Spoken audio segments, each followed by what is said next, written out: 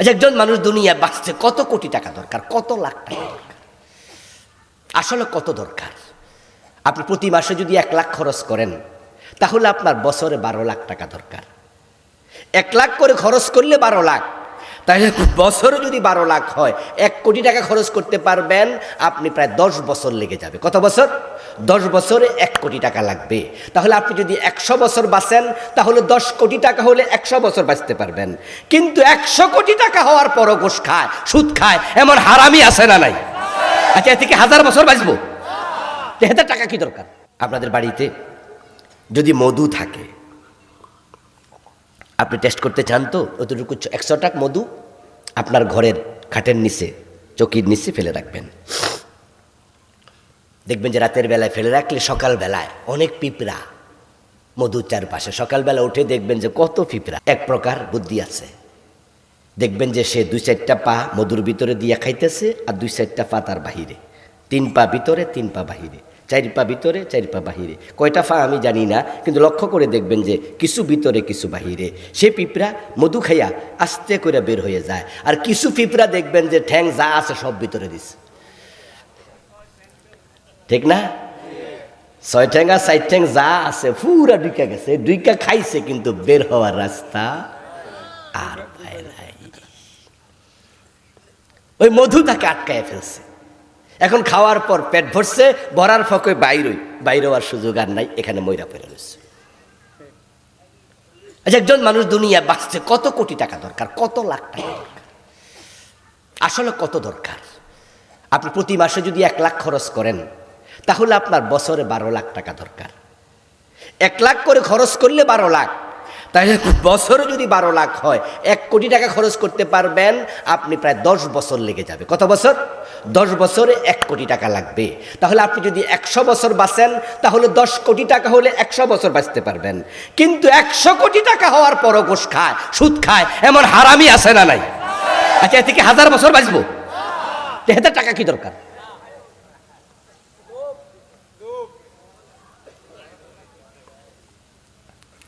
S Alam group ইসলামী ব্যাংকের 18টা শাখা থেকে তারা টাকা পাচার করেছে বিদেশে 80,000 কোটি। আচ্ছা, ওদের কি টাকার অভাব ছিল? সে ছোটকালে দেখছি ঢাকা চিটাং রোড এস আলম বাস, আজ থেকে ধরো 36 বছর আগে কমপক্ষে। আমি যখন ক্লাস 6-এ পড়ি তখন ঢাকা চিটাং রোডের পাশে আমার মাদ্রাসা ছিল, এস আলম পরিবহন। এর মানে হলো 3 যুগ আগে তারা তখনই ধনী মানুষ, তখনই কোটিপতি। তো তারা 80,000 কোটি টাকা চুরি করা কি দরকার? লোভে পড়ছে, পরে এমনভাবে অন্যায় করছে, যেই মাত্র আওয়ামী লীগ পালাইছে সাথে সাথে হেরাও, তাদের মা মারা গেল কয়েক মাস আগে। এস আলম পরিবারের একটা ভাই দেশে নাই, তাদের মায়ের কবর দিতে পারেনি, শেষ মাটিটা দিতে পারেনি, মাকে 1 গ্লাস পানি খাওয়াইতে পারেনি, মায়ের সাথে একটা কথা বলতে পারেনি। 4-5টা ভাই, একটাও দেশে নাই, মাকে কেউ জানাজার নামাজ পড়তে পারে নাই। দেশে আসলেই তো সরকার ধরে ফেলবে। আমি তো বলি, রে দোস্ত, ভিক্ষা করে খাওয়া ভালো, হারাম খাওয়া ভালো না।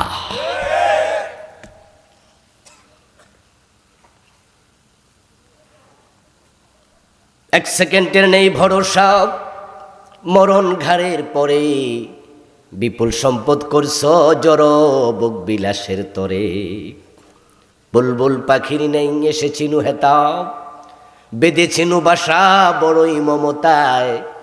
সময় হলে শেষ সেরেই পরিবেশ, যেতে হবে সেথায় নিয়তি যেথায়, হয়তো বাসতলায় না হয় গাছতলায়।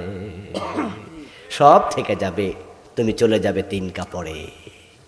এজন্য আল্লাহ এবং রাসূল দুনিয়ামুখী হতে বলেন নাই, কারণ আল্লাহ এবং রাসূল ভালো কইরা জানে দুনিয়া 1000 কোটি টাকা থাইকাও লাভ নাই, যাওয়ার সময় 1 আনাও কবরে নিতে পারবা না। কিন্তু জান্নাত, জান্নাত ওদিকে দৌড়াও। যদি জান্নাত পেয়ে যাও, আল্লাহর বান্দা শোনো, জান্নাত এমন এক নিয়ামত যেখানে ঢুকলে কোনোদিন আর কেউ বের হবে না। এটার নাম চিরস্থায়ী জান্নাত, লা ইয়াবগুনা আনহা হিওয়ালা।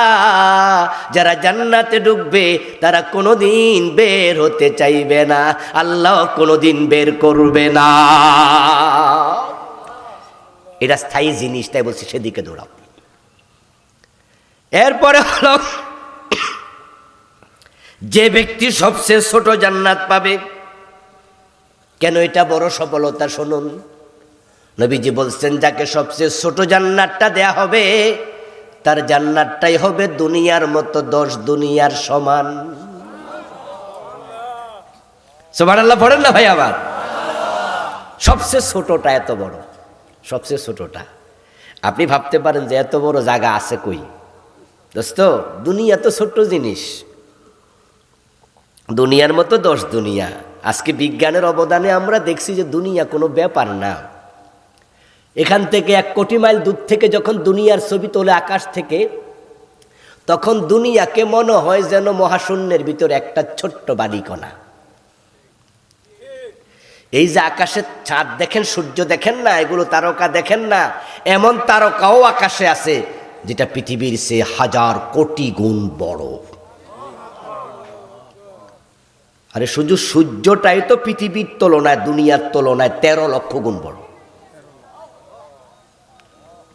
হ্যাঁ, আমাদের কাছে দুনিয়াটা বড়, কারণ আমরাও তো ছোট, আমরাও তো ছোট। আচ্ছা, বাংলাদেশও তো এমনি যদি আমরা বলি বাংলাদেশ ছোট দেশ, কিন্তু বাংলাদেশ কি পুরাটা আমরা সবাই ঘুরছি? কথা বলতে হবে তো আমার সাথে, ঘুরছেন পুরাটা? বাংলাদেশে যে এত থানা আছে, সব থানায় আমরা কেউ গেছি? আমরা তো বক্তা মানুষ, তাও তো সব থানা যাইনি। এরপরে আবার বলুন তো, আমাদের হিমছড়িতে, পার্বত্য চিটাঙ্গের খাগড়াছড়িতে, রাঙ্গাবান, বান্দারবানে এমন কিছু অজপাড়া গা আছে, জঙ্গল আছে, এমন দূরবর্তী কিছু থানা আছে, ওখানে তো কেউ যাওয়াই যায় না, হেলিকপ্টার লাগে যাইতে। অথচ বাংলাদেশ ছোট দেশ, এবং এতটা ছোট বিশ্ব মানচিত্রে বাংলাদেশকে খুঁজে পাওয়া খুব কঠিন। এজন্য বাংলাদেশ পাইতে হইলে আগে ইন্ডিয়ার মানচিত্র খোঁজা লাগে। ঠিক না? ঠিক না ভাই? যাকে ইন্ডিয়া, ভারতের মানচিত্র খুঁজলে আবার বুঝবো যে বাংলাদেশ পামু, এবার খোঁজো।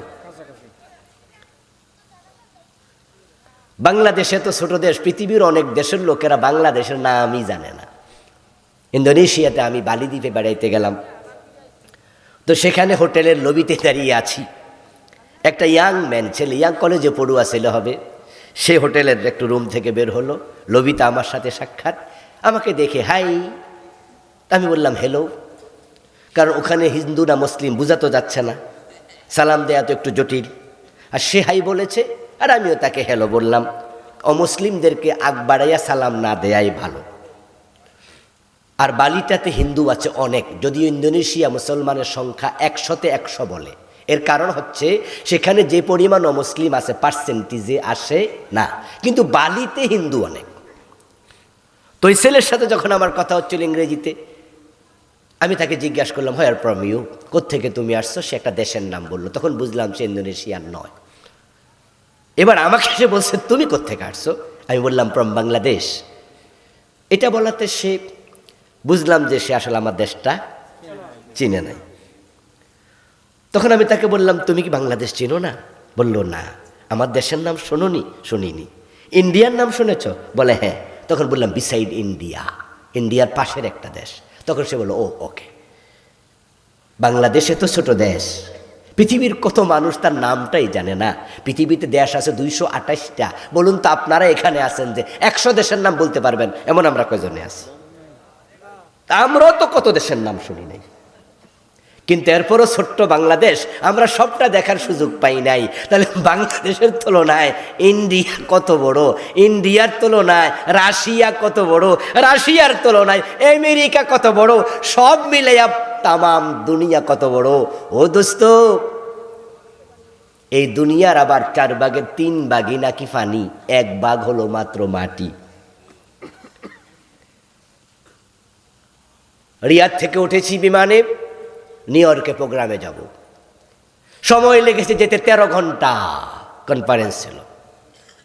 তার মাঝে আটলান্টিকের উপরে ছিলাম 8 ঘন্টা টানা। অথচ বাংলাদেশ থেকে সৌদি আরব যাইতে সময় লাগে 6 ঘন্টা, আর আটলান্টিকের উপরে ছিলাম 8 ঘন্টা। তাহলে এবার ভাবেন আটলান্টিক কত বড়, প্রশান্ত মহাসাগর আটলান্টিকের চেয়ে বড়, তাম পৃথিবী যত বড়, সবচেয়ে ছোট জান্নাত হলো তার চেয়ে 10 গুণ বড়। সুবহানাল্লাহ পড়েন। قال رسول الله صلى الله عليه وسلم إني لأعرف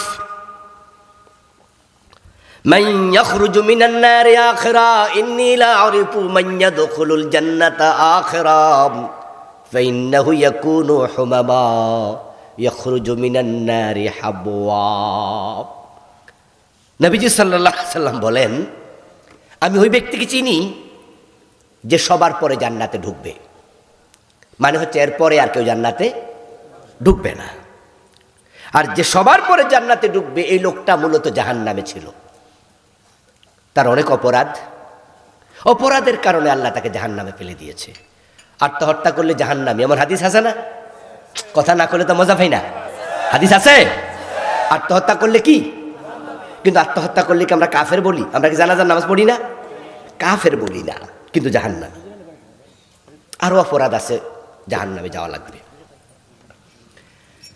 ওই লোকটা জাহান্নামে শত শত বছর ধরে জ্বলেছে, জ্বলতে জ্বলতে ফাইন্নাহু ইয়াকুনু হুমামাম, লোকটা অঙ্গারের মতো, লাকড়ি জ্বললে যেমন অঙ্গার হয়ে যায়, অঙ্গার হয়ে গেছে। আল্লাহ তাআলা একবার সিদ্ধান্ত নেবেন, উনি জাহান্নামকে চিরতরে দরজা বন্ধ করে দেবেন, কিন্তু তিনি চান না একজন মুমিন জাহান্নামে থাকুক। তাই তিনি জাহান্নামের ফেরেশতাদেরকে বলবেন, আখরিজু মিনান নার মান কানা ফি কলবিহি মিসকালু হাববাতিন মিনাল ঈমান। ও জাহান্নামের ফেরেশতারা, জাহান্নামে ঢোকো, যার অন্তরে সরিষা পরিমাণ ঈমান আছে তাকেও জাহান্নাম থেকে বের করে নিয়ে আসো। আমি কোনো মুমিনকে জাহান্নামে রাখতে আর চাই না, সাধারণ ক্ষমা ঘোষণা করে দিলাম।